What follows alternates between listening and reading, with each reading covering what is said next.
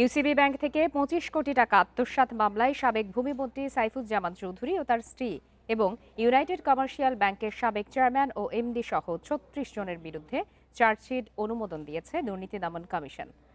রবিবার দুদকের প্রধান কার্যালয় থেকে ওই চার্জশিট অনুমোদন দেওয়া হয়েছে বলে জানান সংস্থাটির মহাপরিচালক মোহাম্মদ আক্তার হোসেন। এর আগে ওই মামলায় মোট আসামি ছিল ৩১ জন, তবে চার্জশিটে আসামির সংখ্যা বেড়ে ৩৬ জনে দাঁড়িয়েছে।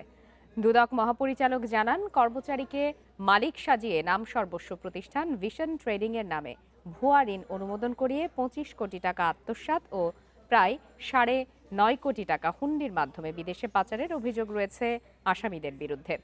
তদন্ত প্রতিবেদন সূত্রে জানা যায়, চট্টগ্রামের ইউনাইটেড কমার্শিয়াল ব্যাংক পিএলসির পোর্ট শাখা থেকে কোনো ধরনের যাচাই বাছাই ছাড়াই ভিশন ট্রেডিং ২৫ কোটি টাকার ভুয়া ঋণ অনুমোদন দেওয়া হয়।